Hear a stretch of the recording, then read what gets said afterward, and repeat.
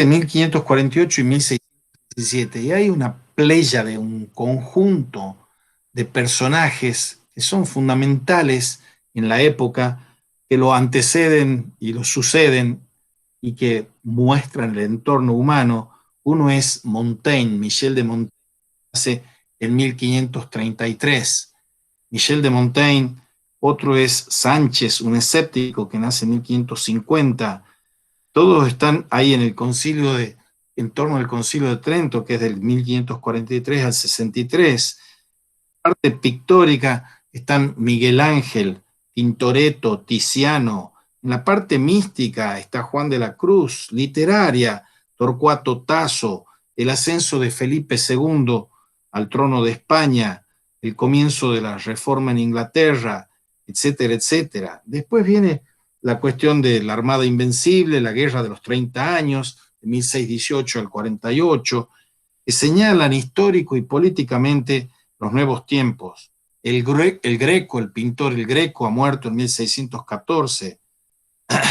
Bien, esa pléyade de personas que revolucionan creativamente la pintura, las letras, el pensamiento, la política, etcétera, están en torno de lo que está siendo el surgimiento de la obra de Francisco Suárez. Hay otro Francisco importante de la época, que es Francis Bacon, que es el tema del inductivismo.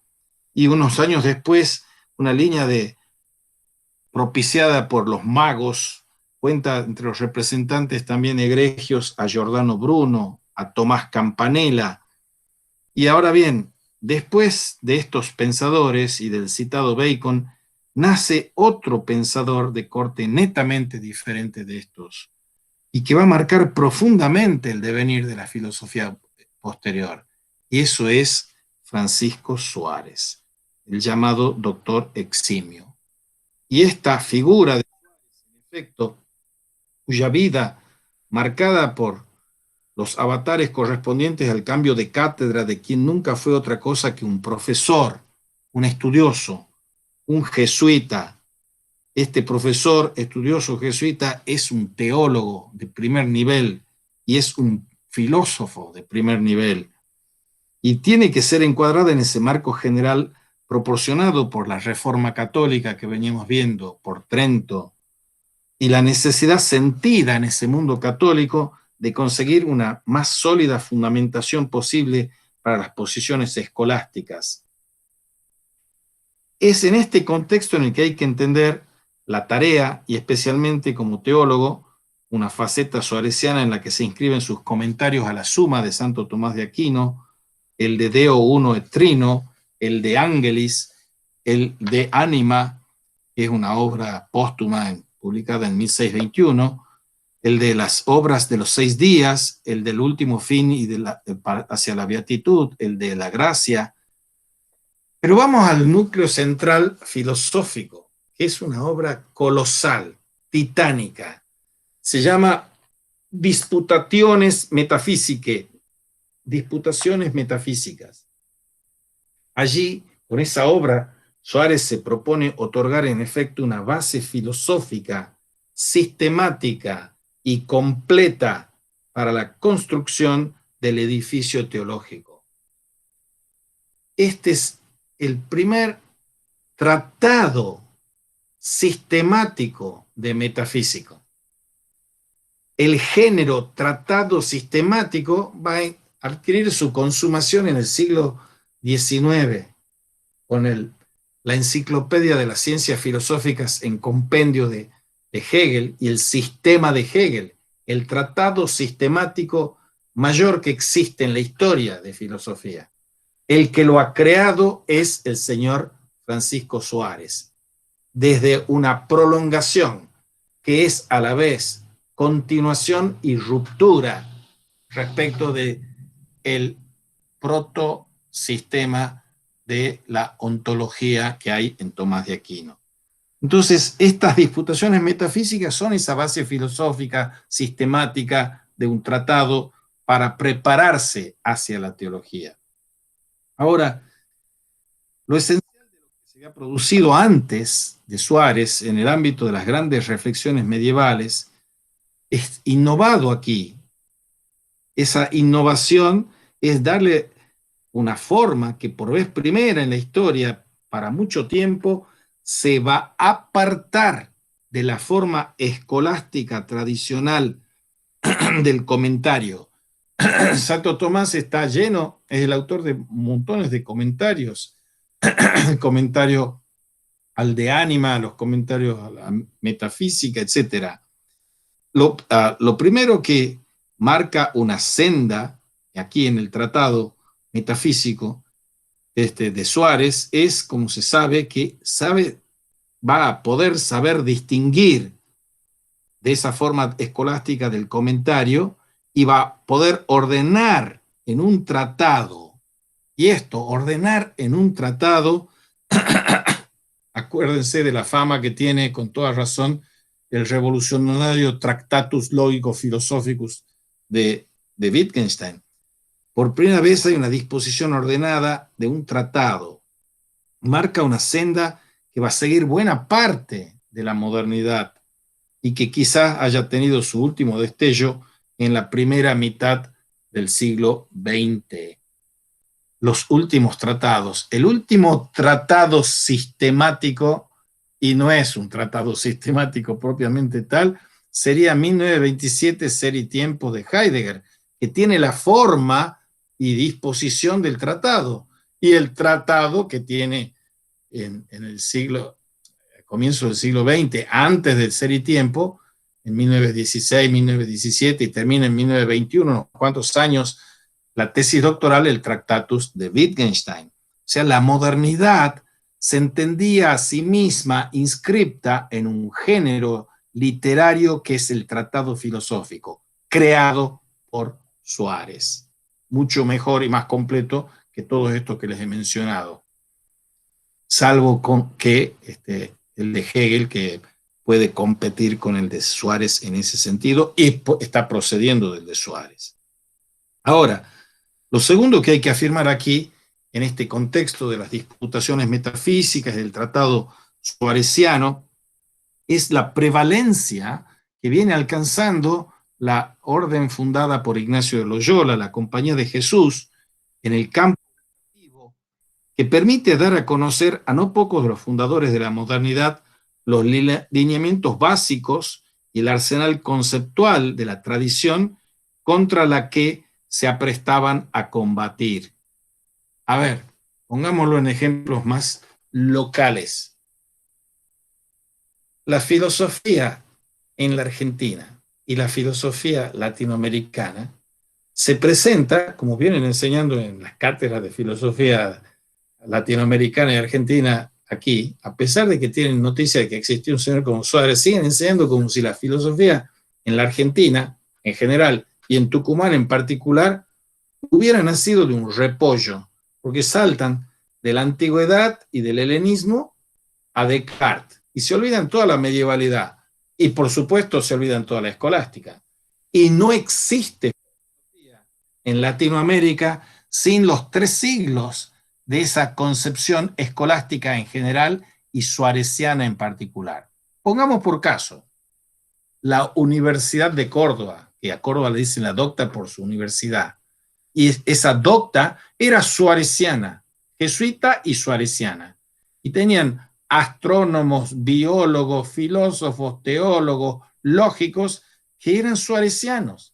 Pongamos por caso Mariano Moreno y todos nuestros patricios, el señor Belgrano que estudia en Salamanca, el señor Mariano Moreno en Chuquisaca, están estudiando la columna vertebral de la filosofía naciente en el Río de la Plata.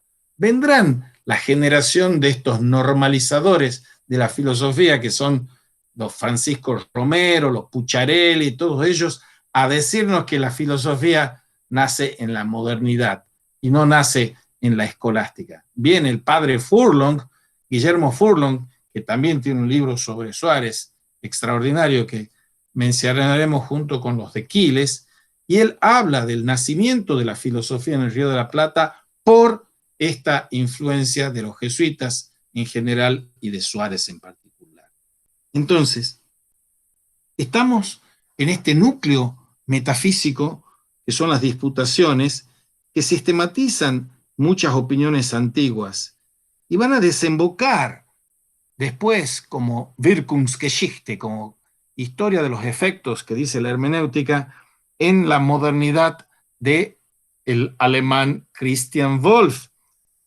Va a pasar por Christian Wolff a Kant. O sea, la escolástica suareciana es la madre o el padre, como lo quieran llamar, de la filosofía alemana moderna. Sin Suárez no hay Wolff, sin Wolff no hay Kant, ni Leibniz y Kant. Bien, en las 54 disputaciones se sistematizan muchas opiniones antiguas y también las propias de Suárez.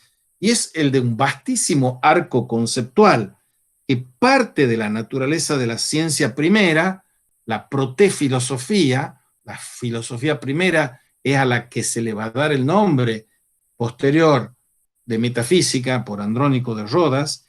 La metafísica, esa ciencia primera, pasa por los problemas relativos al concepto de ser, sus propiedades trascendentales que les he mencionado, unidad, verdad, belleza, cosa, algo, uno.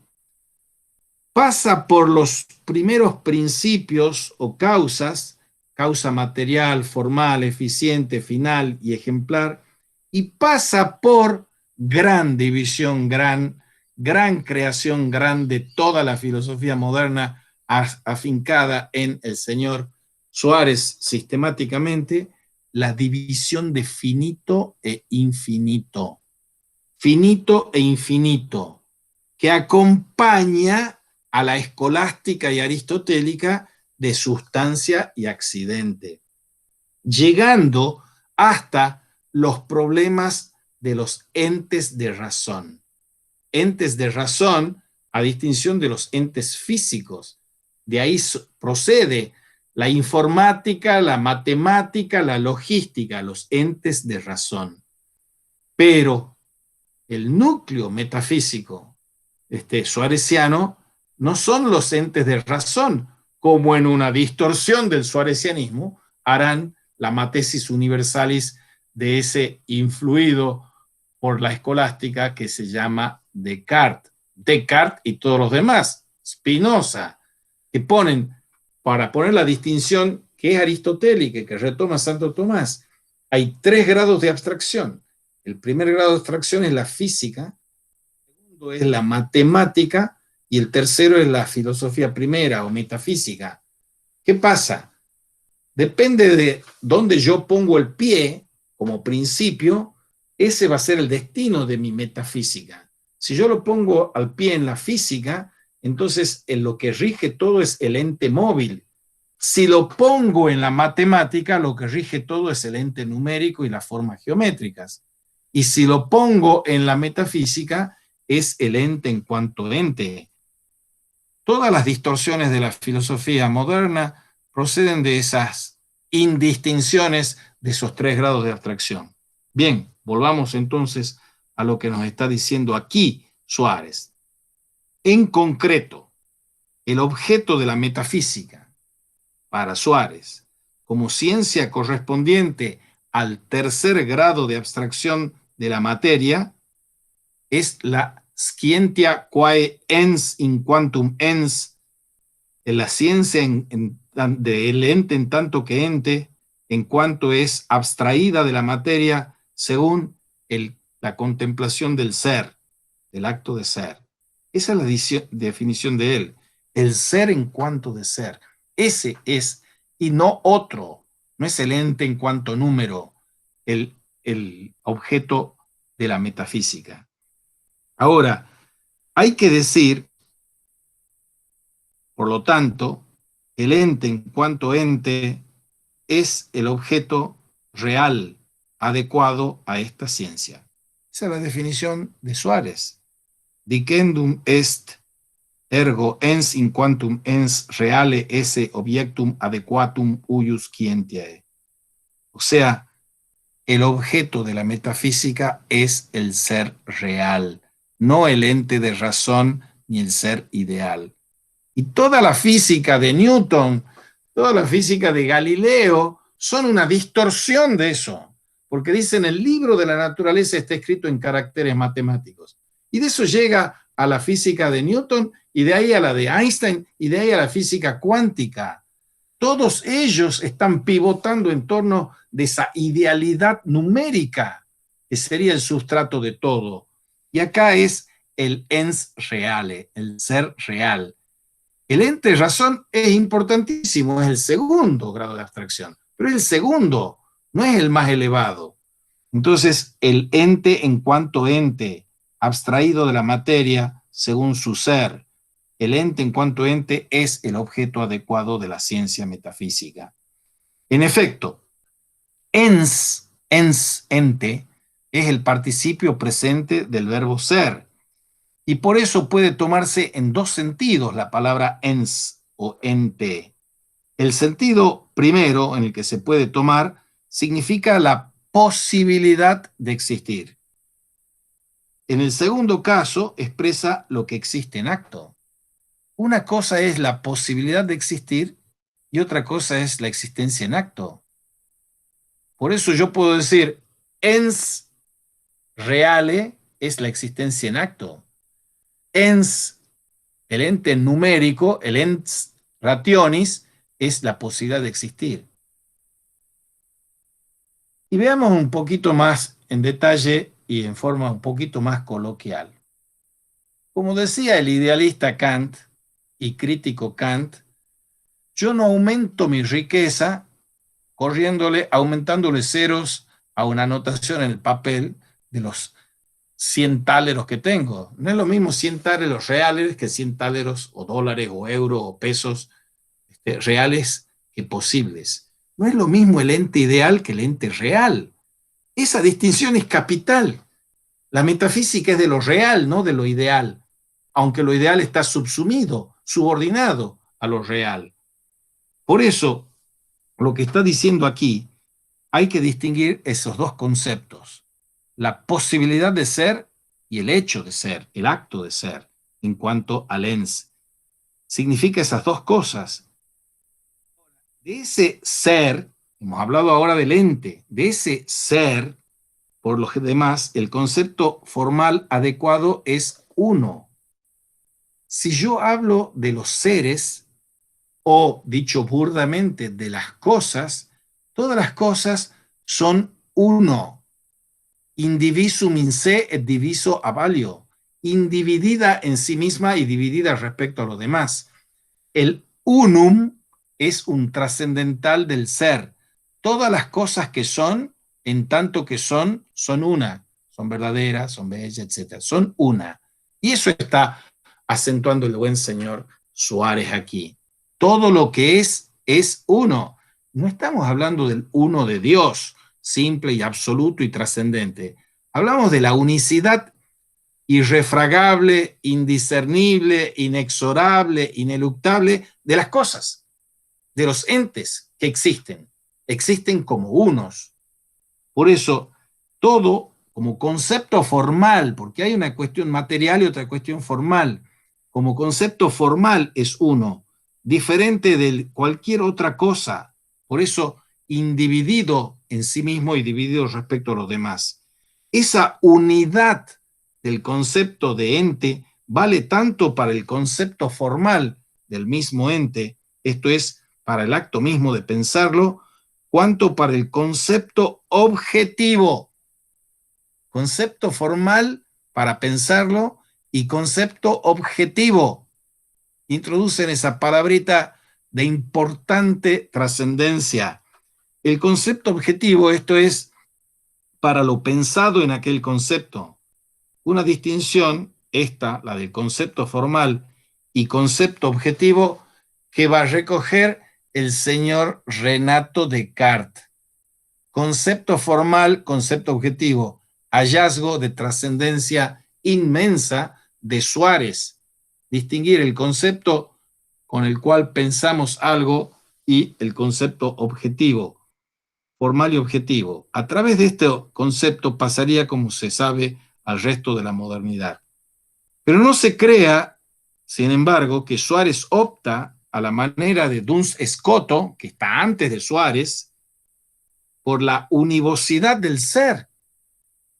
Hay tres formas de pensar, o de pensar bien o de pensar mal, depende en qué posición uno se asiente. Pensar bien es pensar para Suárez no en forma unívoca, la univocidad. Univocidad significa que un término procede del uno metafísico y lo contrario de la univocidad es la equivocidad. Esta es la cuestión de los universales que hemos dicho varias veces. Univocidad y equivocidad son los extremos. Univocidad, si yo digo la palabra ser y digo ser es unívoco, estoy diciendo que ser de Dios y ser del hombre y ser de un gusano es unívoco. Es la misma palabra ser. Si yo digo que ser es equívoco, quiero decir que no hay dos entes que puedan nombrarse con la misma palabra, porque hay una equivocidad. La posición que salva o salvaguarda el rasgo de identidad o univocidad y el rasgo de equivocidad o diferencia es la analogía. Duns Scoto está por la univocidad de la palabra ser. En cambio, el señor Suárez, veremos, está por la analogía del concepto ser.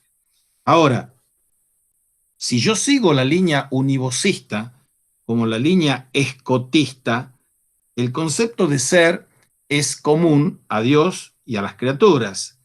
Y eso me lleva a una posición potencialmente monista o panteísta y suprime el carácter de la abismal cesura entre el creador y la criatura.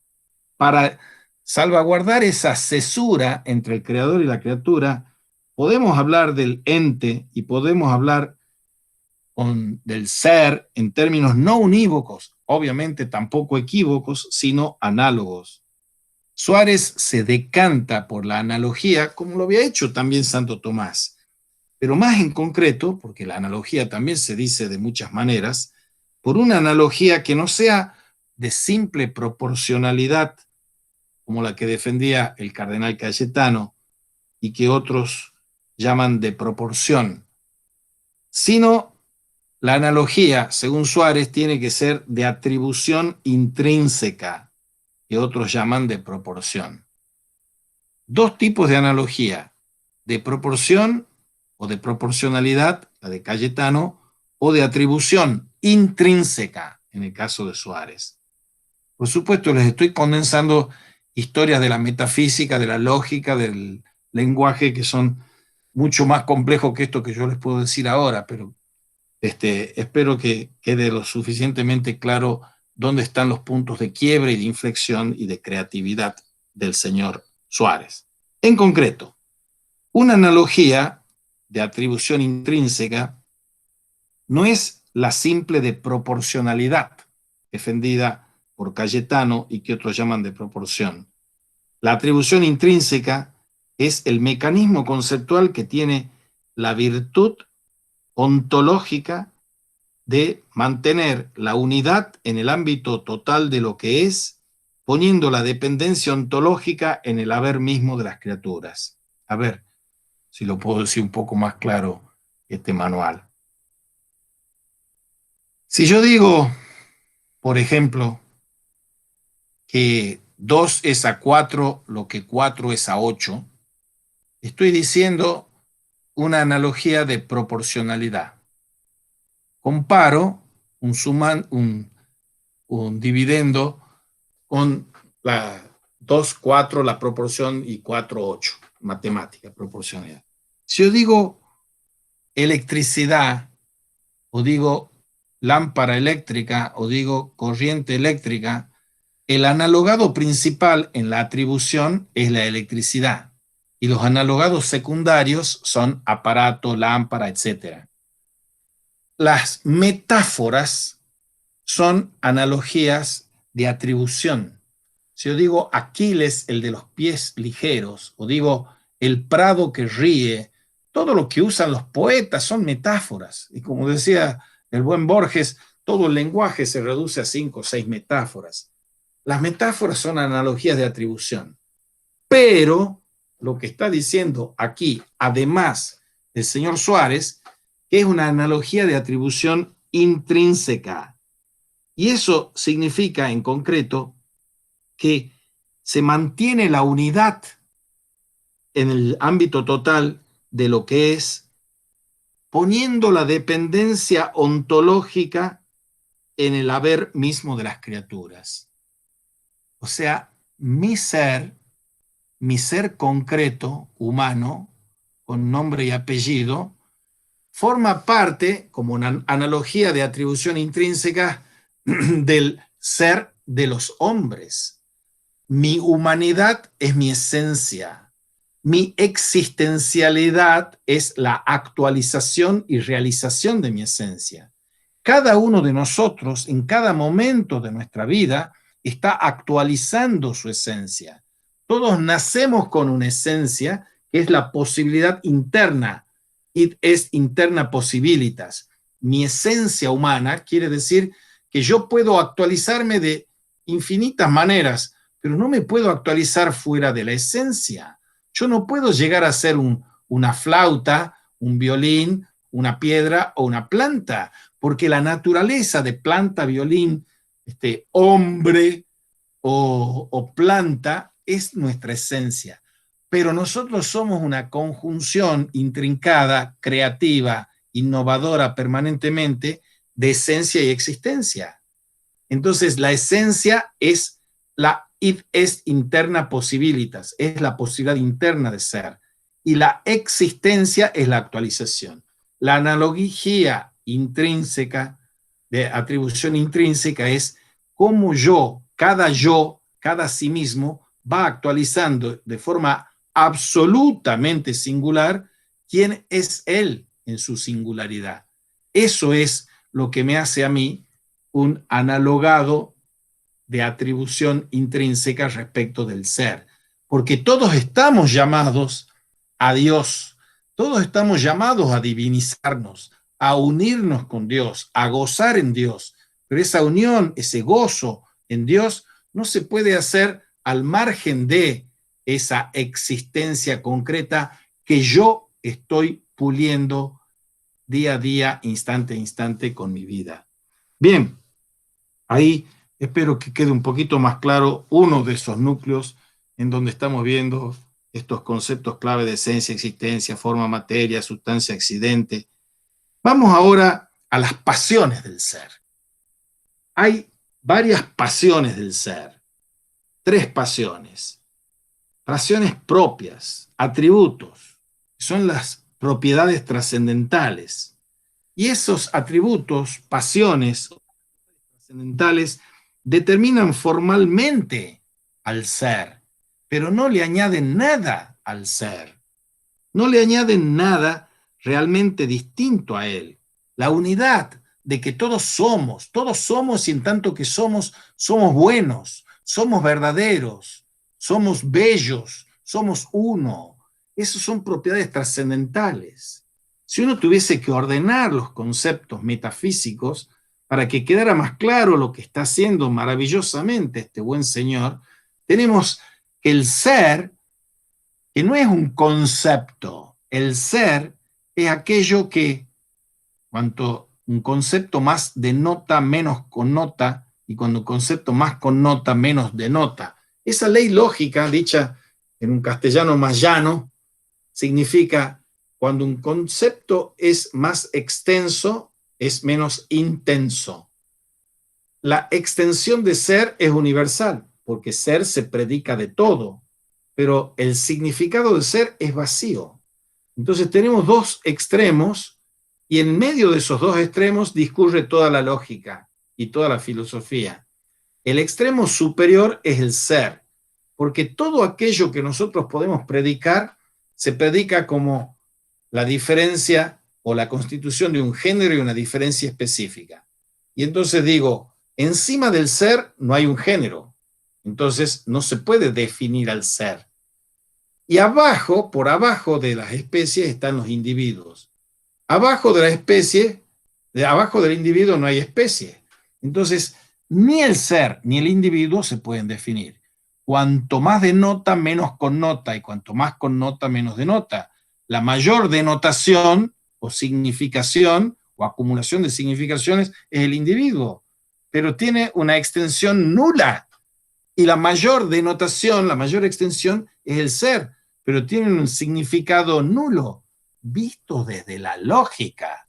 Y ahora volvamos a Suárez. Lo que está diciendo es que lo que existe realmente es lo uno. Y entonces encima está el ser real.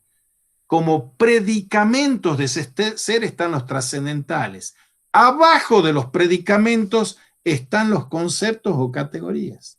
Entonces, volvamos a la escalerita, conceptos o categorías, trascendentales y ser. Todos vistos por Suárez desde esa unicidad del ser. Bien, unidad, verdad, bondad. Suárez, a cuenta de la unidad trascendental, se embarca en una distinción de tres tipos de unidad. Una unidad individual o numérica, una individualidad esencial o formal, propia de la especie a la que pertenece cada individuo, y de las que hay tantas como individuos, y la unidad universal. La unidad, que es la primera, la individual o numérica, es la material. Todos nosotros somos una coarctatio forma per materiam. Hay un principio de individuación. El principio de individuación es los constitutivos materiales de esa forma. Los constitutivos materiales de mi cuerpo y de mi forma son la encarnación de mi individual, de mi esencialidad. Algunos se constituyen esencialmente como bajo, como alto, como petizo, como etcétera, con tal enfermedad congénita o no. Esa es la constitución, afección y pasión material respecto de la forma. Pero eso es lo primero como individualidad. Lo segundo es la individualidad formal, que es lo que estábamos hablando de la denotación y la connotación. Y después está la universal. La distinción en la que conviene señalar el vigor con que Suárez proclama quid est in rebus esse individuum et singulare. Eso significa la inherente unidad numérica de todo lo singular, expresión que en él equivale, como veremos, a la de todo cuanto existe o puede existir. Es una maravilla metafísica que nos encargamos de desconocer o de olvidar. Existe solo lo singular individualizado, expresión de que todo lo que existe existe como individuo, como individualidad metafísica.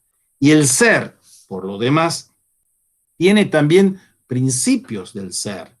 Y estos son las denominadas causas. Y hay causas intrínsecas y causas extrínsecas.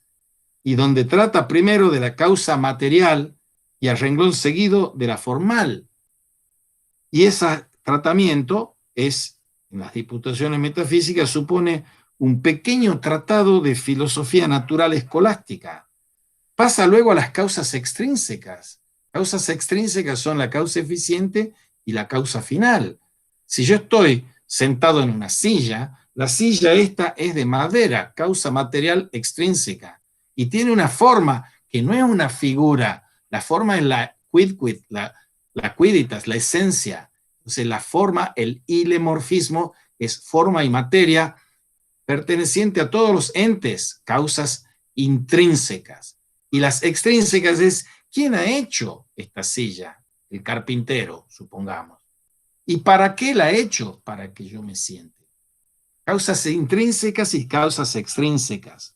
La causa material, la formal, la eficiente, deteniendo a analizar ahí en la eficiente, cosa que obviamente no hace Aristóteles, que es el que las concibió, el concepto de el Dios creador como causa eficiente y la conservación de la creación, como es la providencia, el gobierno, el concurso divino, y la causa final. Esa es la más polémica de todas desde el aristotelismo, porque la causa final es la causa causarum, por decirlo así. Toda la concepción filosófica aristotélica, metafísica aristotélica es teleológica, apunta al telos, a la causa final, con especial atención en Suárez, obviamente no en Aristóteles, en las cuestiones eschatológicas. La causa final última, que sin sorpresa hay que ponerla en Dios. Dios no solo es el creador, es la causa primera de todo lo que somos y del hecho que seamos, sino que es la causa final absoluta. No el telos, sino el eschaton, las de novissimi, las postrimerías. Y aquí es donde aparece una que se la menciona poco y que es fundamental, una quinta causa, la causa ejemplar. Preludio de todo esto es la presentación que produce la gran escisión metafísica propuesta por el señor, señor Suárez, siguiendo en esto sí a Duns Scoto, en el ámbito del ser, que es el ser infinito y el ser finito, el ser increado y el ser creado, el ser necesario y el ser contingente, el ser AC, A separado SE y el ser ab alio. Por eso se dice en los manuales tomistas que se enseñan en el seminario, se habla de la aceidad y de la abaliedad.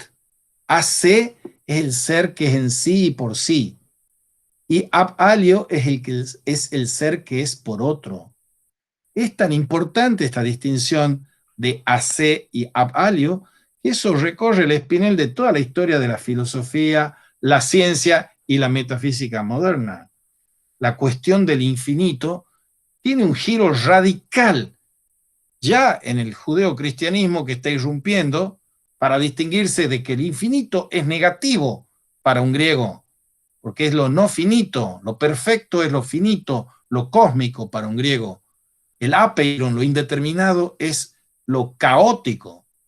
Cuando llega el cristianismo, el judeocristianismo, la irrupción es de la resignificación de la infinitud.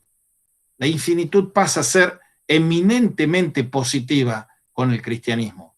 Entonces se habla analógicamente, para bien y para mal, de que Dios es infinitamente bueno, infinitamente sabio, infinitamente poderoso, con lo que estamos haciendo simplemente una proyección desde nuestras aptitudes, virtudes y talentos y las proyectamos al infinito en Dios. Pero aquí está haciendo algo diferente Suárez. Está mostrando que esta división de lo infinito y lo finito es la divisoria de aguas, lo increado y lo creado, lo necesario y lo contingente, lo AC y lo abalio, el Dios y los entes, el creador y las criaturas. La razón última de esta división mayor de los seres no es otra que la dependencia, y de ella se sigue que toda criatura, si es, lo es por participación e imitación del Dios que él ha sacado de la nada. Cuando se nos dice que hemos sido creados a imagen y semejanza, se está mencionando de que todos nosotros somos como espejos creados del, del espejado que es el creador. Somos imagen y semejanza del creador, creados a imagen y semejanza. Lo que él es por naturaleza, nosotros lo somos por participación. Por eso, ese es el ejemplarismo que está presente. Dios nos ha sacado de la nada y nosotros somos, como dice Meister Eckhart, una pura nada. Entonces, para que nosotros lleguemos a unirnos con Dios y que lleguemos a poder decir Dios y yo somos uno, tenemos que cumplir este camino de esa asemejarnos a Dios. Y nos asemejamos en que nos unimos a Dios por gracia no por nuestras acciones y méritos, a diferencia de Lutero que dice sola gratia, entonces elimina toda la naturaleza. Aquí no se quedan eliminada la naturaleza. Está la gracia que nos auxilia, pero la gracia tiene que contar con el libre arbitrio, tiene que contar con la inteligencia natural. Esto es Suárez y esto es analogía. Entonces se aparta del irracionalismo y el equivocismo que estaba en Lutero y el ataque a la razón y a la escolástica, pero se aparta también de ese sobrenaturalismo, del univocísmo, ya parcialmente en el ejemplarismo de Bonaventura o en el univocísmo de Duns Scoto. Suárez no es ni lo uno ni lo otro, no es univocista ni equivocista, pero tampoco es la analogía como en Santo Tomás. Está introduciendo esas modificaciones. Aquí está la cuestión de que omnis ergo creatura et est ens per aliquam habitudinem ad Deum, quatenus quilicet participet vel alico modo imitatur esse Dei, etcétera, etcétera. Esto está diciendo que la existencia de ese ser infinito e increado puede ser probada, pero no por los argumentos al uso, los argumentos de Santo Tomás en las vías, el argumento del movimiento, de los grados de perfección. Eso tiene un carácter físico. Y eso le disgusta a Suárez. Esas pruebas de la existencia de Dios son el anticipo de lo que se llama las pruebas ontoteológicas u ontocosmológicas, si quieren. Y eso le disgusta por el carácter meramente físico a Suárez. Y además está apelando él para superar ese cul-de-sac, esa calle sin salida, de la metafísica y analogía de los entes de Tomás de Aquino, apela al principio metafísico de la causalidad. Todo lo que es desde otro. Omne quod fit ab alio fit. O bien, todo lo que es producido por otro. Nosotros no nos hemos dado a nosotros nuestra propia vida. No nos hemos dado nuestra propia carne, nuestra propia alma, nuestras propias facultades, voluntad, inteligencia, sentidos, sentimientos. Nada de lo que somos, nada de lo que podemos, nada de lo que tenemos, nos lo hemos dado nosotros a nosotros mismos. Todo lo que somos, podemos y tenemos, lo hemos recibido. Omne quod fit ab alio fit. Todo lo que es producido por otro. Y eso está remitiendo metafísicamente a un ente increado. Todo lo que es producido por el otro. Así, en estas diputaciones metafísicas, se está postulando ese principio metafísico del increado creador. Metafísicamente, y la división del ente infinito y finito es rotunda, necesaria, sin resto, de forma que los entes creados, una distinción como esta que venimos diciendo de esencia y existencia, aunque tengan fundamento en la realidad, no tiene más alcance que el de la razón. Todos los seres, salvo Dios, somos compuestos de esencia y existencia. Y si yo puedo hacer una distinctio realis, como dicen los escolásticos, eso es porque las distingo con razón. Pero esta concepción está como postergando, preteriendo, olvidando la cuestión fundamental de este ser real del que nos está hablando Suárez.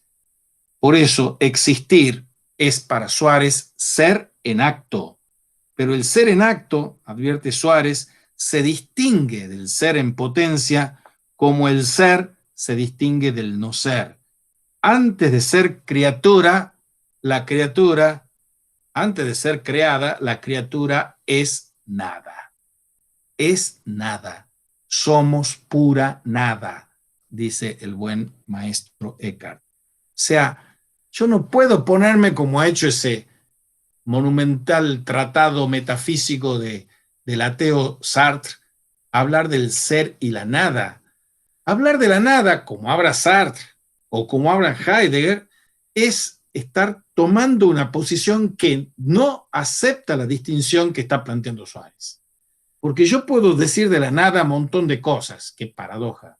Puedo hablar muchas cosas del silencio, puedo ontificar y realizar e hipostasiar muchas nadas. Pero hay dos formas que orientan dos metafísicas totalmente diferentes al respecto de la nada. Una es decir ex nihilo nihil fit, de la nada nada sale. Esa es la posición de Heidegger, de Sartre y de todos los griegos y los que rechazan la segunda metafísica, que es la que se basa en la creatio ex nihilo. Toda la creación es una creación desde la nada. La criatura no es nada porque es creada de la nada. Creada es una esencia que existe. Eso es una definición más moderna de lo que está diciendo Suárez. Creada o criatura es una esencia que existe. Y de ahí hay dos conclusiones de enorme interés. Vamos a ir terminando por hoy con dos conclusiones de enorme interés respecto de esta cuestión. La primera es que existe una materia prima. ¿Qué es la materia prima? La materia prima, la proteile, que ya está en Aristóteles. Hay dos conceptos extremos, la materia prima y el acto puro. La materia prima es la pura esencia. Si yo digo que hay materia prima, quiere decir que no está entremezclada con acto. Y si digo que hay acto puro, digo que no está entremezclado con ninguna materia. Entonces, como hablábamos antes de Dios, del ser y del uno, aquí hablamos de Dios y la nada, esa materia. La materia prima, esa proteile, es lo que hoy dirían los físicos cuánticos y los físicos de avanzada, es la materia oscura. Es aquello que en casi su totalidad nosotros desconocemos. Por muchos avances geniales que tenga la física contemporánea, llega a afirmaciones tan provocativas como la de Max Planck, que dice, la materia no existe. Fíjense esa frase, la materia no existe. Lo dice uno de los físicos más notables de la historia. Y lo dice después de una física clásica newtoniana que es materialista y es determinista. Y dice la materia no existe. Y ahora no hay físico que se precie que no haga sus pininos y sus movimientos para introducirse en aquello que no conocemos, que es la materia oscura, que es la antimateria, que es la materia que no existe. Entonces, aquí tenemos una criatura que es una esencia que existe. La materia prima, por ser creada, también por Dios, constituye una esencia real para Suárez. Y eso la convierte en algo que por sí mismo es cognoscible y separable del derecho de toda forma. Su acto para Suárez es imperfecto, pero tiene también la realidad de todo cuanto existe. Es revolucionario respecto de Aristóteles y de Santo Tomás, porque si yo digo que lo que yo conozco, lo conozco solo por la abstracción de la materia que capto la forma, quiero decir que si no hay algún grado de formalidad en el compuesto ilemórfico, no hay conocimiento. Entonces lo incognoscible en sentido absoluto, ahí es la materia. Aquí nos dice el señor Suárez, pero si consideramos que la materia prima también es creada por Dios, por muy imperfecto que sea su acto, tiene algo de acto y es en algo cognoscible. Ahora, es una esencia real, nos ha dicho. La convierte en algo cognoscible, separable de derecho de toda forma. Su acto para Suárez es imperfecto, pero tiene también la realidad de todo cuanto existe. Esa era la primera conclusión. La segunda conclusión, por la creación que saca de la nada a una esencia que existe, solo puede producir individuos. Y todo lo que es, salvo Dios, es finito. La finitud es un rasgo constitutivo metafísico del ser individuado. del ser individual, del ser que existe, que no es identidad de esencia y existencia como es Dios, porque solo Dios es propiamente infinito. Todo lo demás que no es Dios es finito.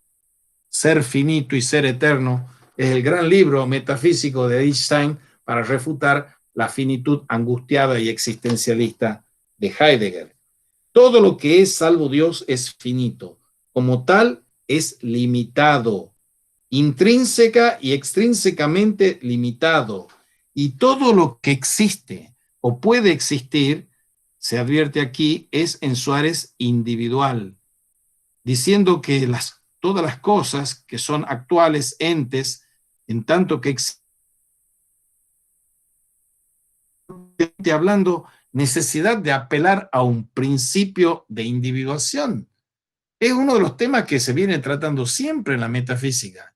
El principio de individuación en Santo Tomás de Aquino es la materia signata quantitate. El principio de individuación, en el caso de Duns Scoto, es la aekeitas, la estidad. O sea, siempre se venía hablando del principio de individuación. Con Suárez es el primero que se puede metafísicamente no hablar de ese principio de individuación. Ya se llame materia signata quantitata, ya se diga aekeitas en Tomás de Aquino o en Duns Scoto. Porque la individuación, la individualidad metafísica, es la propia sustancia por sí misma, por sus propios principios, la que resulta ya siempre individuada. Y esto nos lleva a la cuestión de la cantidad y de la calidad de las sustancias y de los accidentes. El camino suareciano, prolijo y meticuloso, más por lo que hace al accidente cantidad, siempre implicado en la cuestión de la Eucaristía, que justamente por este condicionamiento teológico se ve forzado a admitir como separable de las sustancias. Y cierran las disputaciones metafísicas admitiendo un estudio del ente del razón, que existen entidades sin otra realidad que la puramente imaginativa o mental. Bien, eso por supuesto que es denso, difícil. Pueden escuchar de nuevo la clase, pueden leer los libros. Hay libros de introducciones a las disputaciones metafísicas de Sergio Raba de Romeo que son buenísimos. Hay manuales que son buenos para esto. Historias de la filosofía, por ejemplo, la historia de la filosofía que está publicada por Herder. Están las de la BAC, que son de Fraile, que leen, estudian a Suárez y todo esto. Pero este pantallazo así, muy condensado y denso, es para que veamos todo lo revolucionario, creativo y genial del pensamiento de Suárez, porque después vamos a pasar a lo jurídico y político, desde las éticas políticas modernas. ¿Dónde nace el liberalismo como cultor del individualismo? Viendo las distorsiones respecto de esta concepción de individuo que tiene el señor Suárez, y viendo las continuaciones que tiene la concepción de individuo en los nominalistas y en los ocamistas. O sea, el concepto de individuo, hemos visto aquí en su forma más condensada, es la cuestión metafísica. Pero veremos con la cuestión de legibus, que es de 1562, es los tratados sobre las leyes, el gobierno, y son lo jurídico y político, y veremos el tema de la traslación del poder, que es lo que está operando fuertemente en la Revolución de Mayo de 1810, a diferencia de lo que es Suárez. Bueno, son muchas cosas muy interesantes, porque el contrato social es de Suárez, pero antes el contrato es de Rousseau, pero antes del contrato social está el pacto social de Suárez, un pacto de cesión, de traslación del poder. Bien, eso veremos en la próxima clase, que será no sé cuándo ya, porque si empieza el receso la semana que viene, ¿así es esa? Si empieza el receso, entonces será cuando termine el receso. Bien, aparentemente mañana empezaría el receso, así que seguimos nosotros cuando recomencemos, háganme acordar con la parte jurídica y política de Suárez. Acuérdense que estamos en un programa que se ofrece como marcos teóricos en contrapunto. Veremos de Suárez a Etienne de la Boétie, veremos las siguientes cuestiones. El jueves comienza el receso, dice César. Bueno, no sé si tienen preguntas o comentarios, si no, damos por terminado la clase ahora. Ah, mañana es la última clase. Ah, entonces podemos ver lo jurídico y político. Si no lo vemos entero, vemos en parte por lo menos. Ah, perfecto. Ya no sé ni en qué día vivo. Mañana es la última clase de éticas políticas modernas y vemos la parte jurídico-política de Suárez. No sé si tienen preguntas o comentarios. ¿No? Bueno, hasta luego. Gracias.